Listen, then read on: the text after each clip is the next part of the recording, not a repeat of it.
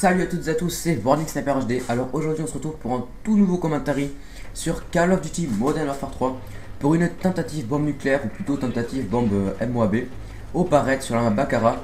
Alors nous sommes en domination et c'est un gameplay de Monsieur Xpink.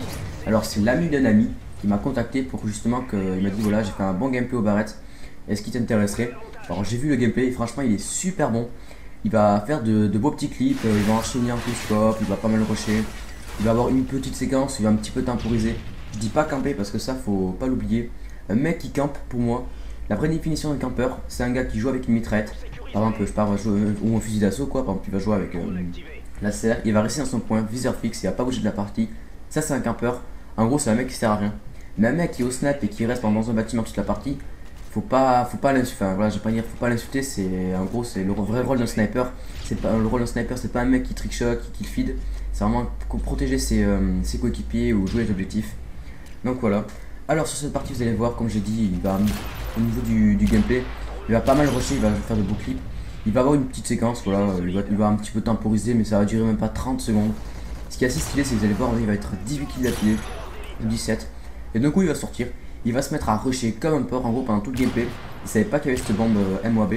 Donc c'est pour ça qu'il a joué de cette façon, c'est-à-dire rusher comme un porc, ne pas en gros ne pas être soucieux de mourir. Et je pense que c'est grâce à ça qu'il a eu sa bombe. Parce que quand on sait que quand on veut un tel qui strike, on commence vraiment à flipper. On fait des choses qu'on ne fait jamais, on est tellement stressé. Je pense notamment à un youtubeur qui est passé sur QG, Drifter. Alors, il était à 23 kills d'affilée, je pense qu'il a vraiment eu le seum. Il était tellement stressé qu'il a traversé la map en plein milieu comme il n'a jamais fait dans son gameplay. Même lui il a dit qu'il a été con sur ce coup. Donc petit dédicace à toi mec. Alors sinon pour le gameplay vous avez pu voir qu'il joue avec le Keystrike spécialiste. Et si vous voulez faire justement une bombe moi, pour moi c'est vraiment le meilleur, parmi les trois séries de Keystrike proposées par Infinity Ward, c'est la meilleure des trois qu'il faut prendre. Car si vous prenez un Keystrike d'assaut, par exemple vous prenez le Predator, Harry et le Pablo, c'est pas bon parce que tout simplement vous allez être à 25 kills d'affilée, vous croyez que vous allez avoir votre nuque. Et comme vous avez fait une dizaine de frags avec vos hélicos, et bien vous allez complètement effoussé, vous savez plus où du tout vous en êtes. Alors vous êtes en groupe perdu quoi, c'est pas ce qu'il faut faire. Pour le Keystrike soutien ça peut être pas mal, mais le mieux c'est d'avoir tous les atouts parce qu'une fois que vous avez voilà, pillard, assassin, bonne gâchette, passe-passe pro, cognition, visée solide, bref tous les atouts du jeu, vous avez quand même un réel avantage sur vos adversaires. En plus si vous avez une bonne co, là je veux dire vous avez vraiment beaucoup de chance de l'avoir. Alors sa classe c'était bon, comme vous avez pu remarquer le Barrett. Il est aussi en début comment dire, pas de prestige, mais en début de partie, ça doit être une de ses premières parties. Car il va être promu sergent je sais pas quoi. Et il devait être dans les niveaux, une vingtaine de niveaux, pas plus. Donc il connaissait pas trop encore le jeu, et franchement il s'est bien gavé. Alors sinon je vais aussi un petit peu vous parler de cette mystérieuse bombe Moab. Ça a un petit peu son histoire. Alors beaucoup de gens pensent que la vraie signification de la bombe Moab, c'est Mother of all Bombs, c'est-à-dire la mère de toutes les bombes. Alors au passage, je suis vraiment désolé pour ma prononciation vraiment piteuse dans le je suis vraiment une merde à ça. Mais la vraie signification de la bombe Moab, c'est tout simplement Massive Ordnance Air Blast Bomb. Donc en gros, ça veut dire bombe de destruction massive par souffle. Donc c'est une bombe quand même qui fait 9,5 tonnes, c'est pas rien. Et elle est guidée par GPS et un gyroscope. Donc ça veut dire c'est pas un petit truc. Il y a même une bombe qui a été créée en septembre 2007 par la Russie, qui s'appelle le père de toutes les bombes, et elle serait 4 fois plus puissante. Alors franchement je vois pas le kiff des gens de créer des bombes aussi puissantes. Bientôt on va avoir des bombes qui font 10 km de long et qui font 10 000 tonnes.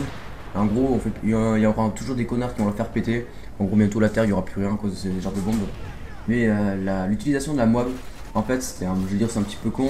C'est tout simplement pour dégager des aires d'atterrissage dans les jungles pour les hélicoptères. Ou elle est utilisée aussi dans la guerre du Golfe pour détruire des champs de mines. Et en Afghanistan. Donc pour ceux qui pensent que je dis que de la merde, je vous dis tapez bombe Moab sur Google, prenez le premier lien sur Wikipédia et tout est dit. Donc voilà, alors après aussi sur ce gameplay, vous avez pu voir là je pense qu'il doit il doit bientôt l'avoir sa bombe. Il doit être à 18, un truc comme ça ou même plus. Après on peut voir aussi que les quickscopes ils passent vraiment bien sur ce jeu.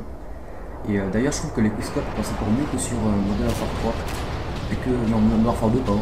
Et que Black Ops, alors toujours Black Ops, voilà, c'était un jeu où le snipe n'était pas du tout mis en avance, il était vraiment un peu pourri je trouve. Ils l'ont bien bâclé.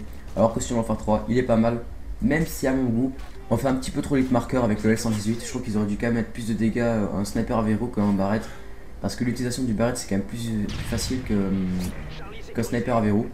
Et là vous allez voir, il va avoir un cul, mais là l'ennemi, je sais pas pourquoi il a pas tiré. Il a vraiment eu un cul mais de fou.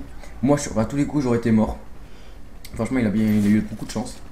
Alors sur ce gameplay vous avez pu voir aussi quand même au niveau des objectifs, il va pas vraiment jouer les objectifs, donc certes voilà, ne dites pas dans les commentaires go MME, je sais pas quoi.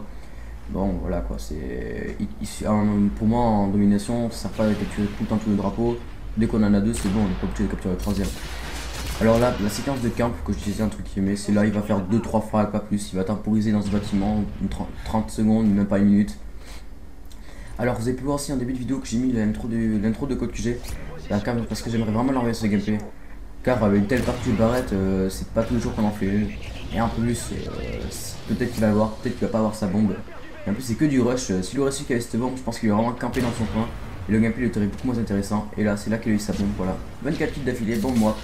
Tentative réussite, GG à toi mec, t'as eu ta bombe avec le style de barrette et en plus ça se permet de faire un bon petit clip là, il en enchaîne 3, il va même enchaîner un quatrième, là, et là il va faire un hit par cœur, donc ça c'est assez, il a le seum je pense, il a peut-être sa série. Donc en tout je pense qu'il a dû faire 28 kills d'affilée, et comme j'ai dit c'est pas du tout l'effet de la bombe moi, donc là il va lancer sa bombe, et il a eu aussi du cul parce qu'il y a justement un allié qui a lancé sa bombe UM, et si la bombe UM aurait été contre lui je pense que sa mort pourrait être annulée. Donc là comme à la mort 2 on fait les 3-6 sur nous-mêmes, on mitraille comme un porc. Et là vous avez pu voir que pour ceux qui ne savent pas encore trop ce que sont les effets de la Moab, et bien tout simplement la partie continue.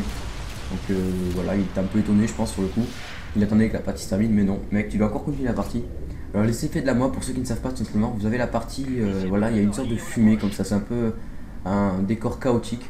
Je trouve qu'ils l'ont bien géré, là c'est un brumeux assez orangé. Ensuite vous avez un double XP, là il a gagné 100 XP, donc en gros vos XP sont doublés.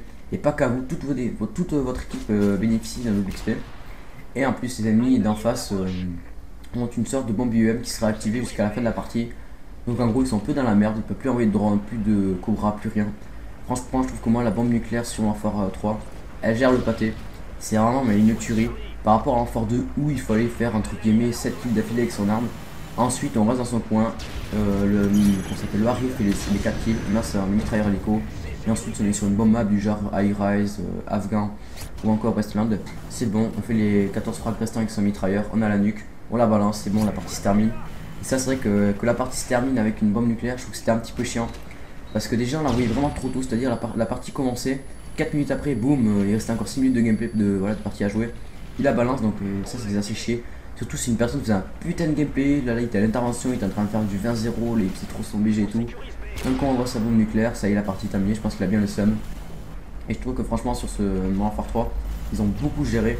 Surtout que le fait de faire 25 kills d'affilée avec sa bombe nucléaire, c'est mieux que faire seulement, mais comme j'ai dit, cette kill que les kills se racontent. Car ça met, je pense que quand on doit faire la bombe, pour l'instant j'ai pas encore testé de la faire. Mais on doit vraiment avoir la pression, surtout quand on doit être dans les 20 kills d'affilée. Faut vraiment gérer quoi, son stress. Donc on peut l'avoir à 24 kills d'affilée avec détermination, c'est pour ça qu'il est à 24. Donc voilà, donc en gros, comme je sais pas si j'ai déjà dit, mais pour une bombe MOAP, utilisez le keystrike spécialiste, vous aurez beaucoup plus de chances de le réussir. Donc voilà. Alors après aussi, je sais pas si vous êtes comme moi, mais je trouve quand même que sur Warfare 3, ils se sont foutus un petit peu de notre gueule par rapport aux dernières batailles. Donc, ils avaient dit qu'ils avaient enlevé les barreaux d'honneur. Donc moi quand je dis barreaux d'honneur, ça comprend la dernière bataille parce que c'est la même chose sauf qu'on peut revivre. Et que l'on a une arme principale comme arme pour se défendre. Et ils l'ont laissé, et combien de fois ma série a été pétée par ces dernières batailles.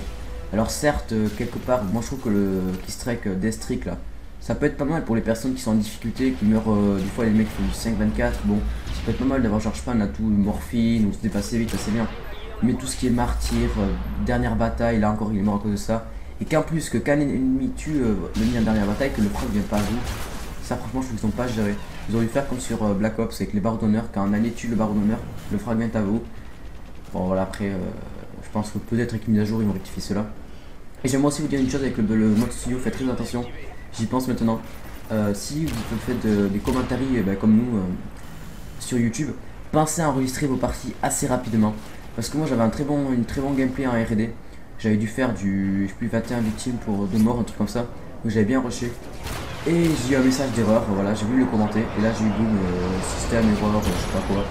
À cause de ça, j'ai pas pu commenter le gameplay. Et en gros, elle a été supprimée de la partie. Alors faites très attention. Une fois que vous avez fait un bon gameplay, pensez à vite l'enregistrer. Et après, bon, vous aurez tout le temps de la commenter. Donc voilà, le gameplay va bientôt toucher à sa fin. Il gagne 4500 de bonus de partie. Donc en plus, jouer avec T-Strike spécialiste, vous avez pu voir sur mon de ce code QG. Ça fait XP comme un port.